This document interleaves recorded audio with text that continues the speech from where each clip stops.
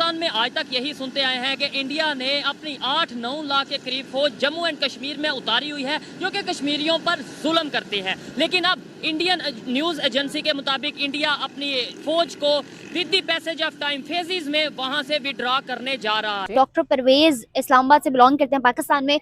उन्होंने एक बयान दिया कि पाकिस्तान की भलाई इसी में है कि वो हिंदुस्तान के साथ तिजारत शुरू करे। और साथ दूसरे नंबर पे वहाँ पे मुस्लिम प्रेसिडेंट रह चुका है, 1 बार नहीं, 2 बार नहीं, 3 बार नहीं, 4 बार। मेरे ख्याल से तो बिल्कुल करनी चाहिए, क्योंकि एक साउथ एशियन रीजन के हवाले से अगर बात की जाए तो India is one of the most biggest economical hub. हमने प्रॉपर, ये आपको भी पता है, मुझे भी पता है कि कानून बता दिया है कि कोई नॉन मुस्लिम ना तो प्रेसिडेंट बन सकता है ना प्राइम मिनिस्टर। इसका मतलब इंडिया का मुझे पता नहीं कि वहाँ पे हिंदुओं के लिए और मुसलमानों के लिए अलग कानून है या नहीं। पाकिस्तान का कंफर्म है कि यहाँ पे हिंदू मुसलमान के लिए अलग कानून है।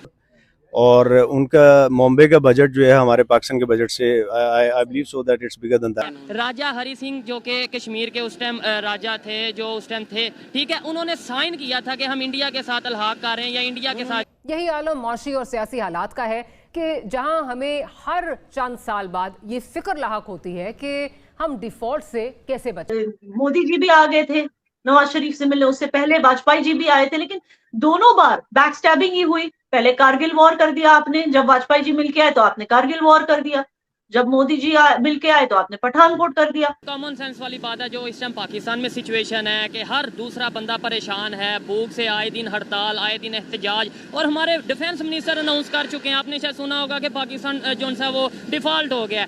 ऐसी सिचुएशन में जम्मू एंड कश्मीर हो या कोई भी हो स्टेट हो, वो चाहेगी कि पाकिस्तान के साथ आए।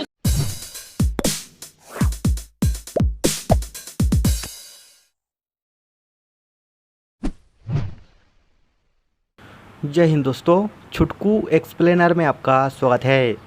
दोस्तों, भारत कश्मीर से अब हमारी सेना की संख्या को कम कर रहा है, क्योंकि कश्मीर अब मुख्य धारा पर धीरे धीरे आ रहा है। अब कश्मीरी यूथ सेना के ऊपर पत्थर नहीं फेंकते, अब कश्मीरी यूथ डेवलपमेंट के रास्ते पर चल रही है। दूसरी तरफ पाकिस्तान अब भारत से अपने रिश्ते सुधारने के लिए हर पैतरा आजमा रहा है।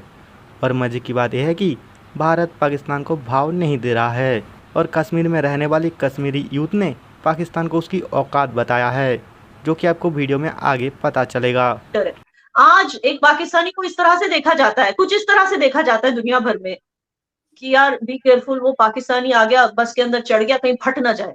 लोग इस नजर से देखते हैं पाकिस्तानी। कल जब पाकिस्तानी इंडियन का एलाय बन जाएगा, उनकी इज्जत खुद ब खुद बढ़ जाएगी, एक उसी में उनकी इज्जत बढ़ जाएगी। क्या आपके ख्याल से कि बहुत ज्यादा सख्त किस्म की कंडीशंस नहीं रखनी चाहिए दोनों कंट्रीज को एक दूसरे के ऊपर? आपको लगता है कि कुछ थोड़ा सा हिंदुस्तान को भी हल्का फुल्का, जैसे कहते हैं कि पाकिस्तान की तरफ आना चाहिए? और पाकिस्तान तो खैर हम तो तैयार है।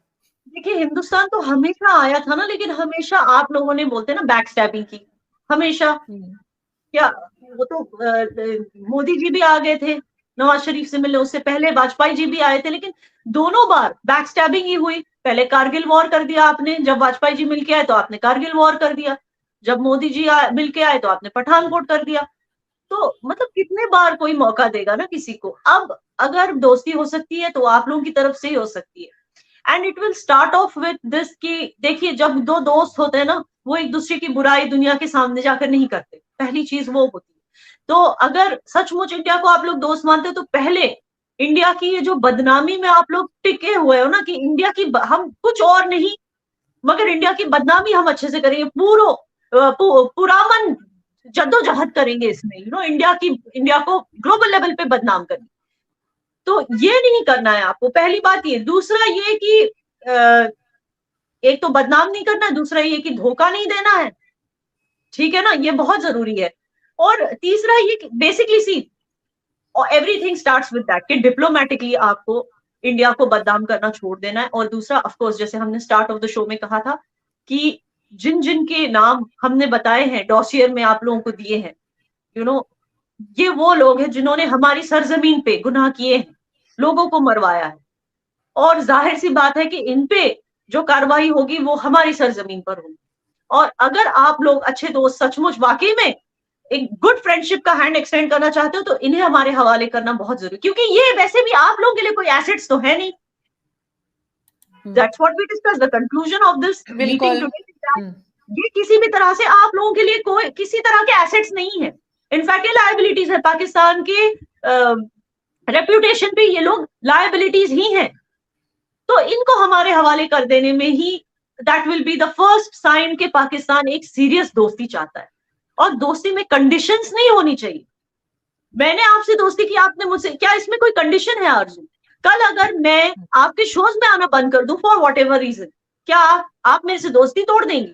नहीं। तो दोस्ती किसी कंडीशन पे, कंडीशंस अप्लाइड पे नहीं टिकी होती है। दो चीज़ें इसके ऊपर बात करेंगे। देखें, आप मेरे से ज़्यादा एक्सपीरियंस रखते हैं, नॉलेज रखते हैं, लेकिन थोड़ी बहुत स्टडी मैं भी करता हूँ। दो चीज़ें हैं, एक मुझे बताएं, ये जो कहा जाता है दिल्ली से, बम्बई से, पता नहीं किधर किधर से हिंदू उठा के कश्मीर में लाए जा रहे हैं, मुझे ये बताएं, कोई अपना घर छोड़ के, एक लॉजिकल बात है, अब मुझे कोई कहे मेरा लाहौर में घर है, मुझे कोई जाओ आप कश्मीर में जाके रहो, मैं रहूँगा। ऐसे दिल्ली से वो इस तरीके से आके रहेंगे। इसकी लॉजिक ये है कि जब गवर्नमेंट्स प्लानिंग करती हैं, वो प्लानिंग इस एतबार से करती हैं कि अपने रूट्स और मेयर को तय करके करती हैं। 73 और 35 को एक साजिश के तहत असेंबली से मंजूर करवा के इम्पोज किया गया कश्मीरियों पर। तो क्या असेंबली से बिल करवा के लोगों को नहीं भेजा जा सकता पैसे देकर, भाई तुम्हें हम मुफ्त घर दे रहे हैं, चले जाओ उधर कश्मीर में घर बनाओ।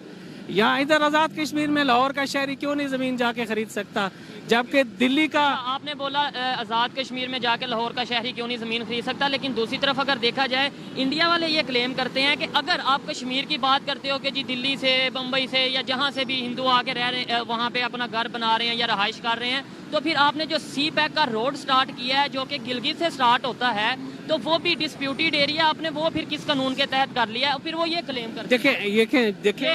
आप तो कानूनदान है, ज्यादा बेहतर जानते हैं। हम ये क्लेम करते हैं कि चाइना के अंदर भी कश्मीर का हिस्सा है, कश्मीर की है, लद्दाख कश्मीर का हिस्सा है, गिलगित बल्तिस्तान कश्मीर के स्टेट्स हैं, तो डिस्प्यूटेड एरिया, ये भी डिस्प्यूटेड एरिया। इंटरनेशनल लॉ के मुताबिक वहाँ से सी पैक का रोड भी नहीं गुजरना चाहिए। दूसरी बात ये कि ये जो सी पैक आ रहा है, ये कश्मीरियों को फरीक बनाए हुए, इसमें शामिल किए बगैर अपनी मर्जी से थोपा जा रहा है। यानी आप पाकिस्तान ने ये जो सी पैक गुजारा, इसे आप इसके साथ हम तरक्की के हाँ हैं, तरक्की होनी चाहिए, लेकिन कश्मीर की हैसियत को बदल के नहीं, गिलगित और बल्तिस्तान का सूबा बनाना किसी कानून में इजाजत नहीं है। ये कश्मीर की हैसियत को बदलता है।